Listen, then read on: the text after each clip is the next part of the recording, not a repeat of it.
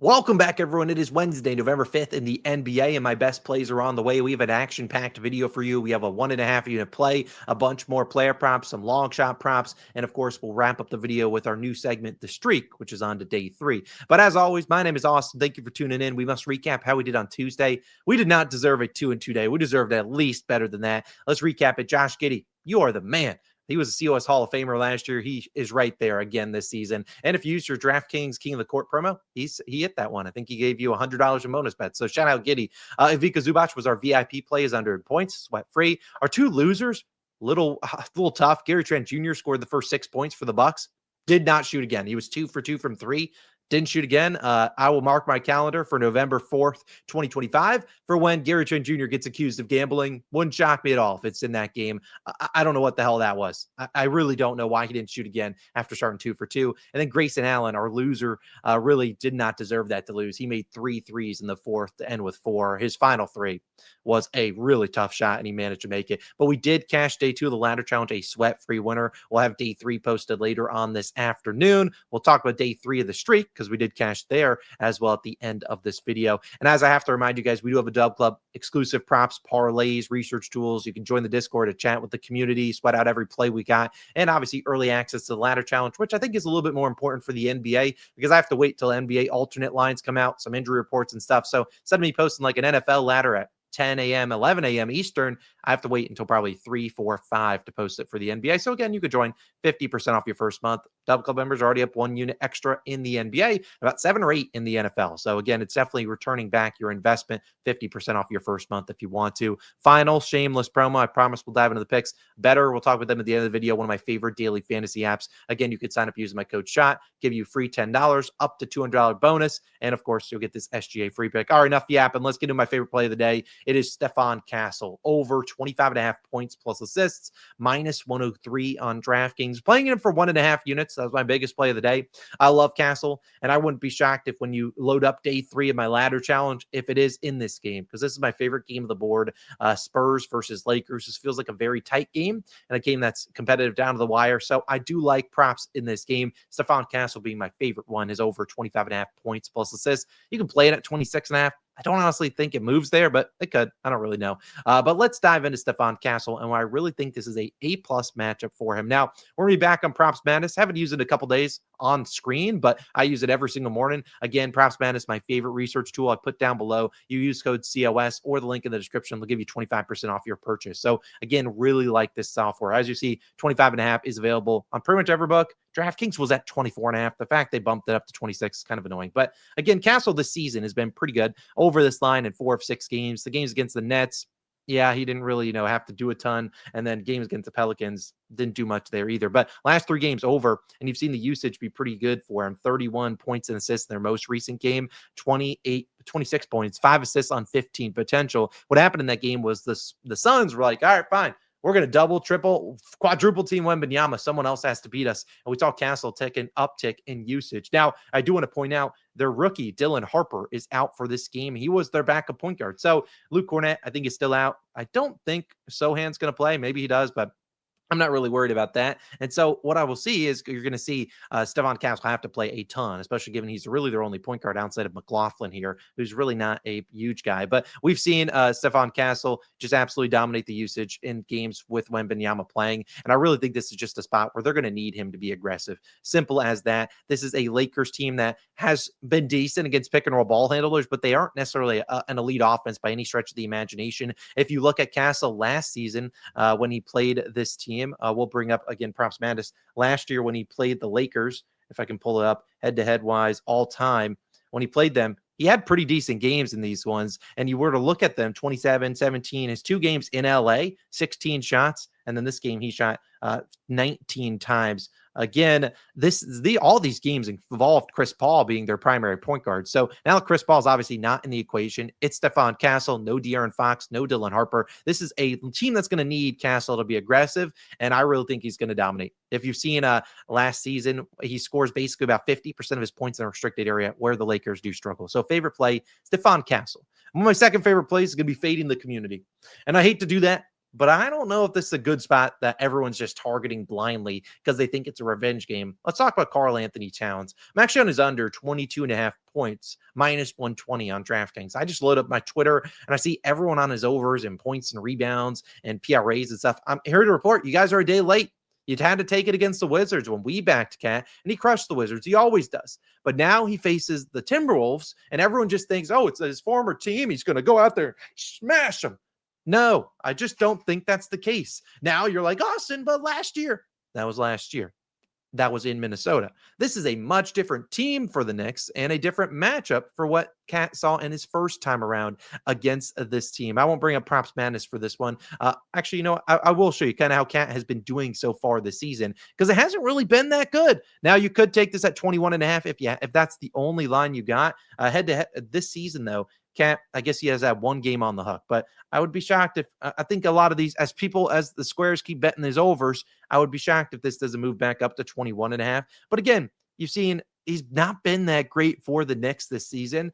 And you look at him when he plays with Mitchell Robinson, both games against the dang Bulls. The Bulls suck. They play negative defense. He had 22 and 20 points, barely, 14 and 11 field goal attempts. Well, now he gets a matchup against this Timberwolves team, where Cat scores 54% of his points in the restricted area. They rank 6th there. I mean, sure, he maybe gets some free throws, but pick and roll, man, they're really good at defending that. And then I hear it where everyone's going to say, but Austin, last year when he faced them, he went nuclear. And I understand that. He had 32 points, but like, look at the volume. 12 shots, 5 of 5 from 3.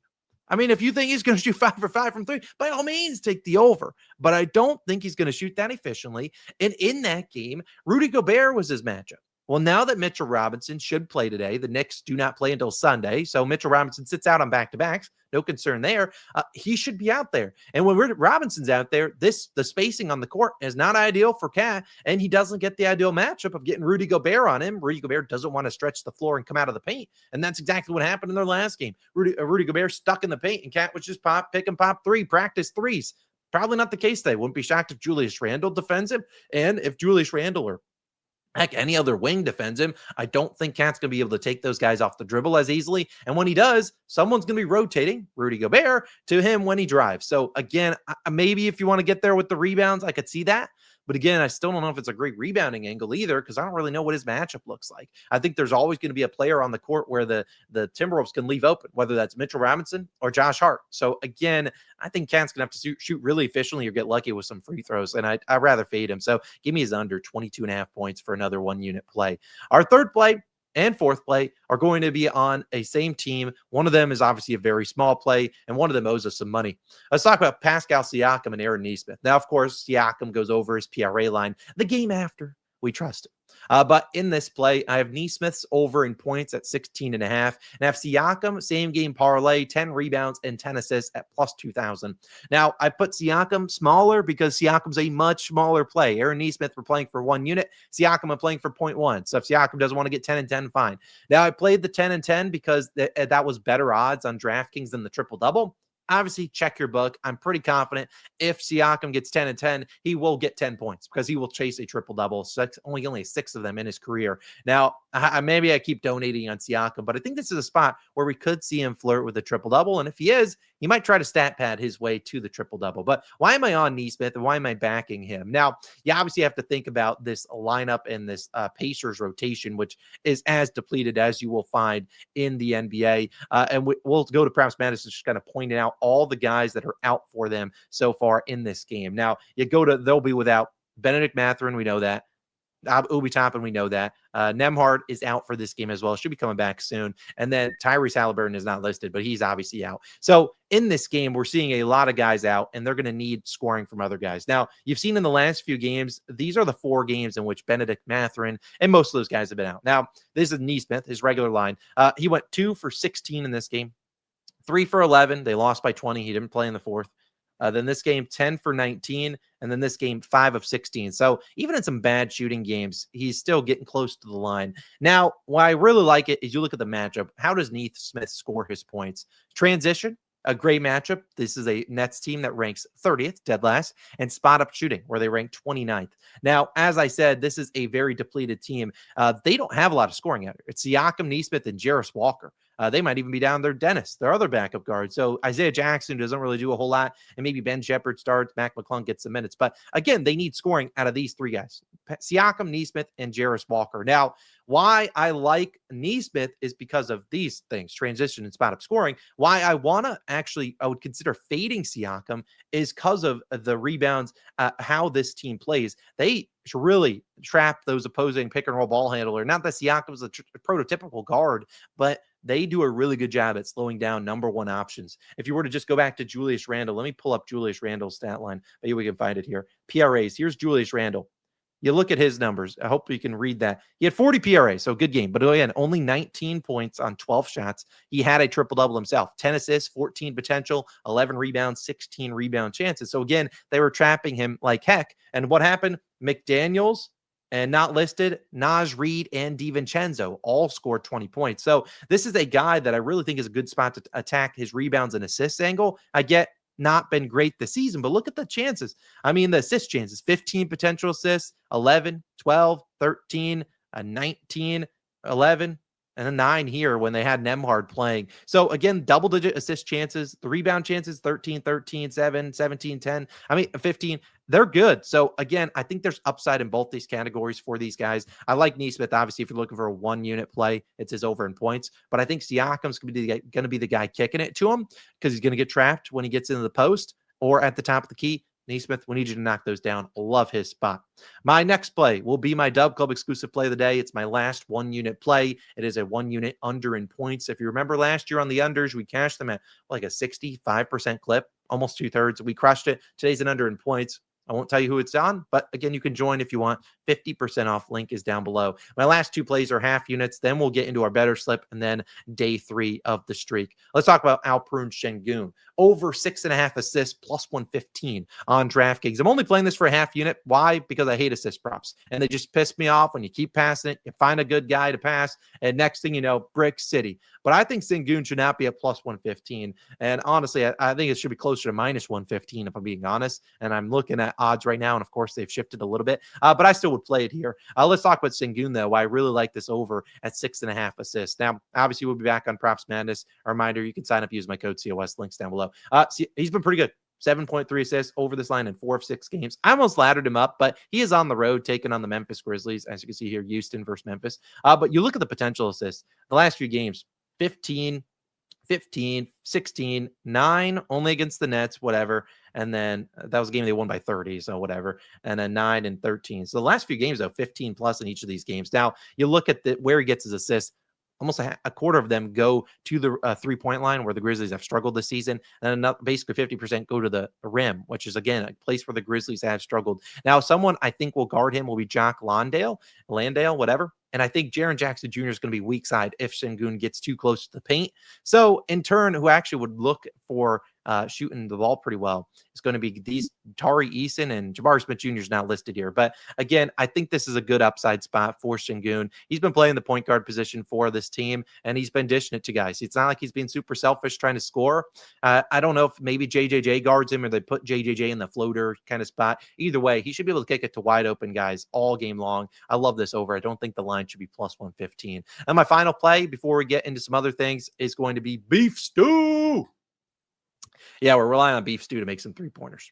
I took him for 2 and 3 threes. The 2 is plus 102 for a half unit. 3 is plus 320 for 0.1 unit. Unfortunately, the line's moved a little bit on me this morning, as it was plus 120 to plus 390. But again, at plus money, I'll take a chance on Beef Stew. Isaiah Stewart to come through. Obviously, he plays for the Pistons, if you did not know. And he's not necessarily a guy that you're like, wow, this guy normally. And if you're looking for a candidate for a guy to go 1 for 8 from 3, this would be your guy, because every time I back a guy to make threes, they can't buy a shot to save their lives. But if you look at Beef Stew so far this season and why I'm on his props here, I think it's a good upside spot. And we've talked about it. Who is he facing?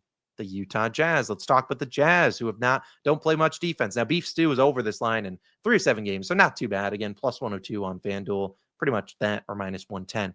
Now, why am I going to 3, Austin? He hasn't had 3 in a single game this season. Well, because last game he went 2 for 8 from the 3-point line. I mean, he was firing it up. He faced the Grizzlies. Again, he was the guy Jaren Jackson Jr. was guarding, and Jaren was just leaving him wide open. I wouldn't be shocked if the team they play today, the Utah Jazz, leave him wide open once again. But the main reason I'm here is because of who's out. It's Tobias Harris. And so as a result, we saw in that last game with Tobias Harris out, what happened? Beef Stew went in the starting lineup. That's why he went 2 for 8 from 3. But he had a pretty good game. I mean, you look at it, 26 points. He also had 14 rebounds. So he played pretty well. I've already talked about this team.